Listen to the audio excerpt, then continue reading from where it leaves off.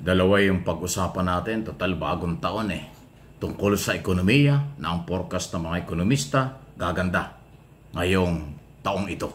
Good news yan, di ba?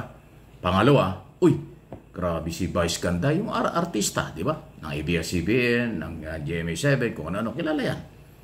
Napapansin ko na rin na marami ang mga parinig sa mga Duterte, especially sa confidential fund. Meron din nag-forward sa akin ng mga video pero hindi ko na ipi-play sa inyo.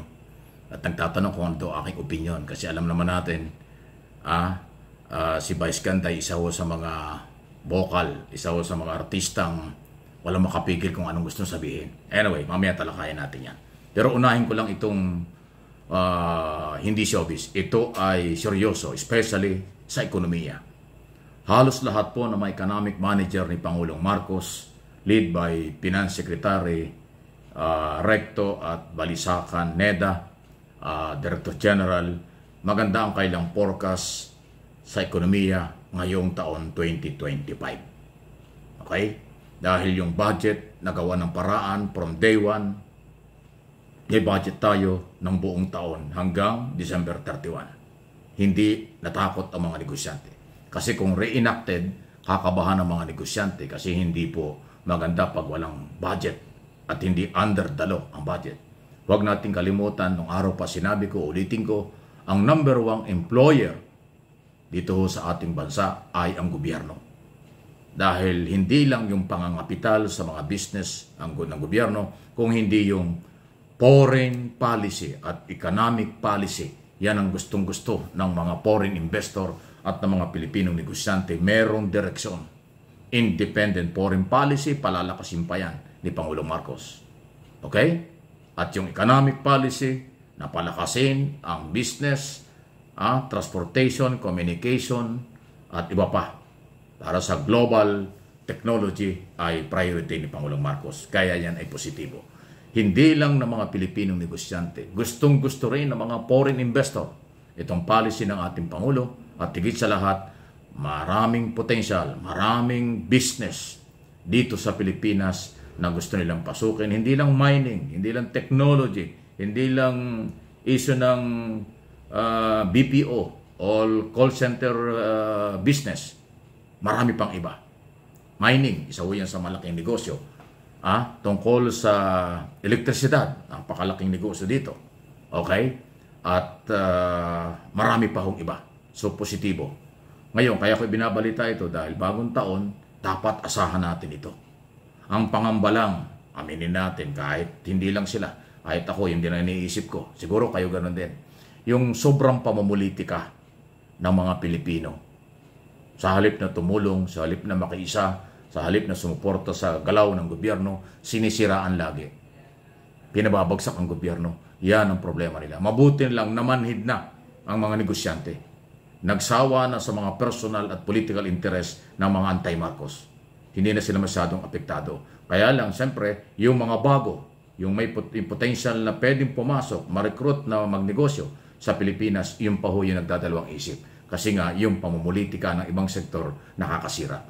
Just imagine, kung wala lang sobrang pamumulitika rito ng mga politiko against Marcos, against government, di sana mas marami magtitiwala sa atin.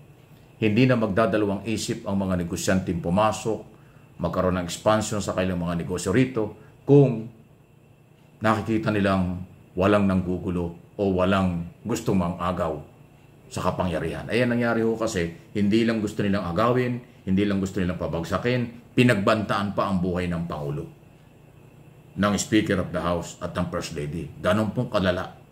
Pero dahil ang tingin ng marami na Pilipino at mga kapitalistang Pilipino rin at mga dayuhan, baka pamumulitika lang yan.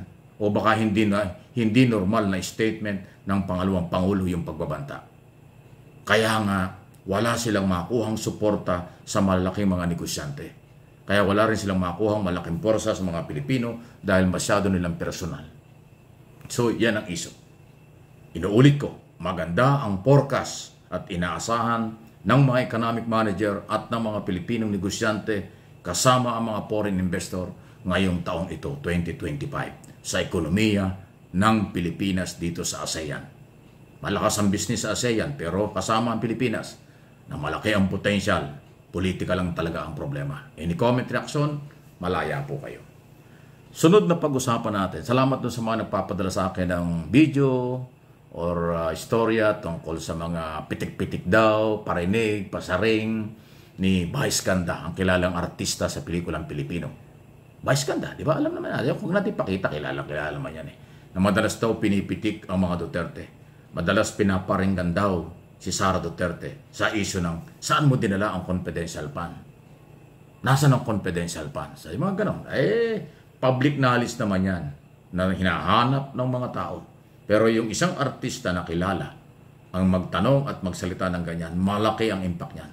Sa aking analysis at opinion, may sipa, may dating, ramdam ng mga Duterte yung pagpitik na yan ni Vice Ganda. At si Vice Ganda, walang nilalamag na batas dyan. Kasi kasama siya sa malaki ang binabayarang buwis bilang artista sa ating gobyerno. At kasama siya diyan sa may-ari ng pera. Lahat tayong Pilipino na nagbabayad ng tax. Bumili ka ng tubig, ano man kinakain mo, may buwis. Diba? Magtrabaho ka bago makuha sweldo mo, may bawas na ang buwis. So lahat tayo may-ari ng pera sa confidential pa na hinanap ng Kongreso na hindi na ipaliwanag dahil kaduda-dudang acknowledgement receipt ang ibinigay. Hanggang ngayon hindi makilala. Sino nga ba si Mary Grace Piatos at saka si Kokoy Villamin? Di ba? At yung 4,000 na acknowledgement receipt na hindi naman tao. Yung initial na 1,300 na nakasumite sa Philippine Statistics Authority, sabi ng PSA, hindi yan tao. Walang birth certificate, walang marriage contract, walang death certificate. So, bugos yan. Ghost employee siguro. So, kaya yung Vice Ganda, balikan ko, na nagsasabi siya, nasaan ang confidential fund? Yan ay lehitimong tanong. Kung batikos yan sa tingin sa kanila, tingin ng mga DDS at mga Duterte, wala kayong magagawa. May karapatan niyang itanong. At kahit sino nagtatanong. Dahil yan ay people's money.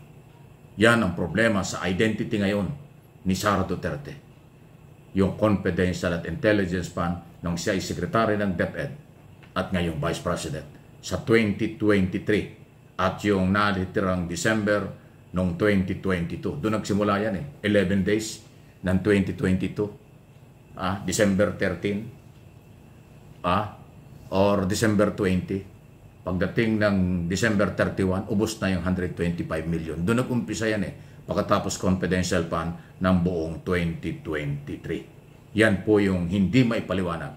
Yan po yung identity na pera sa issue sa kanilang kampo at Office of the Vice President. Kaya yung pagtatanong, hindi lang ni Vice Ganda, kahit sinong artista, kahit sinong personalidad, o kahit na simpleng mamamayan, lehitimong tanong, huwag niyong mamasamain yan. May karapatan sila dahil kasama sila sa may-ari ng perang ito. Kaya yung ginagawa ni Vice Ganda, tungkol dyan sa issue niyan. Kung nung araw na ako ay nandun sa SMNI, nagkaroon ako ng mga statement against Vice Ganda tungkol dun sa ABS-CBN issue, tapos na yon. Napatunayan naman kung bakit sila pinasara. Pero ngayon na ito na yung issue, yung nagpasara sa kanila, ang pinaparinggan nila at parang gano'n ang mga assessment, wala tayong magagawa. Sa ngayon, ang tingin ko, kahit sino, hindi lang si Vice Ganda na artista, may karapatan sa kung ano ang gusto sabihin at magtanong sa pera ng bayan sa Office of the Vice President. Please like, share, at subscribe sa hindi pa po nakakasama natin. Lalo pa nyo kung natin palakasin ito, tulungan po ninyo ako, mas dumami pa tayong magkakasama, kaya mag-subscribe dito sa Mike Abe Opinions. Huwag niyong kalimutan, isama na rin po ninyo yung MA Pinoy TV. At ngayon po ay patuloy na palalakasin natin. Marami tayong dapat bantayan sa loob at labas ng gobyerno at mananatili ang paninindigan at paniniwala, prinsipyo ng channel na ito at ng inyong lingkod. Happy New Year again! Happy New Year! Manigong bagong taon sa lahat ng mga viewers, subscribers at followers ng aking mga channel sa buong mundo.